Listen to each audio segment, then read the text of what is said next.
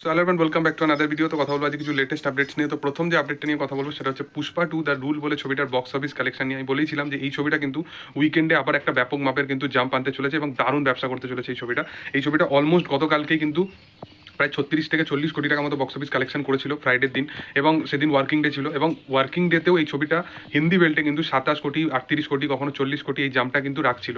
এটা গতকালকেও কিন্তু একটা ব্যাপক মাপের জাম্প নিয়ে আসে এই ছবিটা। প্রায় ইন্ডিয়া থেকে গতকালকে 62 কোটি টাকা মতো বক্স অফিস কালেকশন করে, যেটা একটা হিউজ কালেকশন। এবং আজকে সানডে আছে, আজকেও কিন্তু 70 কোটির কাছাকাছি কিন্তু এই ছবিটা আবার বক্স অফিস কালেকশন করবে। এই ছবিটা ওভারঅল ইন্ডিয়া থেকেই প্রায় তার 10 দিন বা 11 দিনের মধ্যেই 823 কোটি টাকা মতো বক্স অফিস কালেকশন করে, যার মধ্যে হিন্দি বেল্ট থেকেই প্রায় 500 কোটির কাছাকাছি বক্স অফিস কালেকশন করে। এটা প্রথম কোনো ছবি যে এরকম কাইন্ড অফ রেকর্ড করেছে, এবং এই ছবিটা হয়তো একমাত্র ছবি হবে যেটা ইন্ডিয়া থেকে শুধু 1000 কোটি টাকা বক্স অফিস কালেকশন করবে। এর সাথে সাথে যদি গতকালকে 62 কোটির মধ্যে যদি কোথাতে কত কি কালেকশন করেছে সেটা নিয়ে যদি বলি, তো এই ছবিটা গতকালকেও হিন্দি বেল্ট থেকে 46 কোটি টাকা মতো বক্স অফিস কালেকশন করে। এবং একটা অন্য ল্যাঙ্গুয়েজের একটা ছবি, সেটা এতটা ক্রেজ, সেটা হিন্দি বেল্ট থেকে বেশি কালেকশন করছে। অন্যান্য ছবির ক্ষেত্রে, অন্যান্য কিন্তু সাউথের ছবির ক্ষেত্রে এই জিনিসটা কিন্তু হয় না, সেই কারণবশত কালেকশনটা কিন্তু একটু ড্রপ দেখা যায়। কিন্তু পুষ্পা 2 এর ক্ষেত্রে যেহেতু হিন্দি বেল্টের কালেকশনটা কিন্তু হিউজ লেভেলের আসছে, তো এই ছবিটা কিছুভাবেই আটকানো যাবে না। এই ছবিটা তেলেগু স্টেট থেকে 13 কোটি টাকা মতো বক্স অফিস কালেকশন করে গতকালকে। দেখো, গতকালকে 13 কোটি বক্স অফিস কালেকশন করে মানে খুব বেশি কিন্তু জাম্প নিয়ে আসে না মানে তেলেগু বেল্ট থেকে, যেখানে বেশি চলার দরকার। কিন্তু হিন্দি বেল্ট থেকে এই ছবিটা বিশালভাবে জাম্প আনে। এই ছবিটা প্রায় 46 কোটি টাকা মতো হিন্দি বেল্ট থেকে কালেকশন করে, যেটা একটা হিউজ কালেকশন। এবং এই ছবিটা ওভারঅল 826 কোটি টাকা মতো বক্স অফিস কালেকশন করে, যেটা একটা হিউজ কালেকশন। এবং এই ছবিটা প্রায় 1150 সামথিং কিছু ওয়ার্ল্ড ওয়াইড কালেকশন, কিন্তু এটা প্রায় ওয়ার্ল্ড ওয়াইড 1150 কোটি টাকা মতো বক্স অফিস কালেকশন করে, যেটা একটা হিউজ কালেকশন। এর পরবর্তী যদি আপডেট নিয়ে কথা বলি, সেটা হচ্ছে যে মহেশ বাবু এবং এস এস রাজামৌলির আপকামিং ছবি নিয়ে একটা বড় আপডেট উঠে আসে। প্রথম কথা হচ্ছে যে এই ছবির বাজেট হতে চলেছে 1000 কোটি টাকা, যেটা একটা হিউজ মানে বাজেটের একটা ছবি। এরকম কাইন্ড অফ এই বাজেটে আজ পর্যন্ত আমার তো জানা নেই যে কোনো ইন্ডিয়ান ছবি এত বাজেটে হয়েছে। তো 1000 কোটি টাকা দিয়ে এই ছবিটা হবে, এস এস রাজামৌলির আপকামিং ছবি।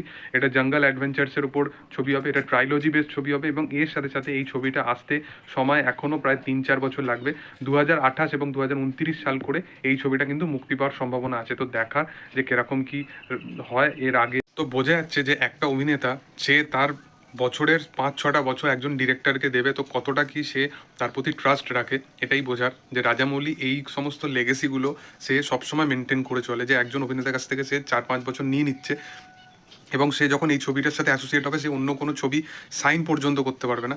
তো বোঝার যে মানে রাজামৌলি লেগেসি সেটা আলাদাই লেভেলের, এবং মহেশবাবু মতো অভিনেতা থেকে শুরু করে আরও অন্যান্য অভিনেতা, তাদের কতটা তার প্রতি ফেদ আছে, সেটাই হচ্ছে ব্যাপার। দেখার যে আপকামিং দিনে এই ছবিটা কীরকম হয়। পরবর্তী যে আপডেটটা নিয়ে কথা বলবো, তো সেটা হচ্ছে খাদানের শোজ নিয়ে। তো খাদান কিন্তু সিনেমা হল থেকে শুরু করে, সিঙ্গেল স্ক্রিন থেকে শুরু করে, মাল্টিপ্লেক্স থেকে শুরু করে প্রত্যেকটা জায়গায় কিন্তু নিজের ভালো ধ্বজ কিন্তু জমাবে। তার রিজন হচ্ছে এটা, দেব কিন্তু এত বছর ধরে, প্রায় 4-5 বছর ধরে সে যেরকম কাইন্ড অফ ছবি করেছে, সেখানে কিন্তু তার একটা মাল্টিপ্লেক্স অডিয়েন্স কিন্তু তৈরি হয়ে গেছে। সেই কারণবশত মাল্টিপ্লেক্সে যেরকম কিন্তু অন্যান্য ছবিগুলো, অ্যাকশনমুখী যে অন্যান্য ছবিগুলো যেগুলোকে কিন্তু সম্মুখীন হতে হয় একটু প্রবলেমের, সেই জিনিসটা কিন্তু খাদানের ক্ষেত্রে হচ্ছে না।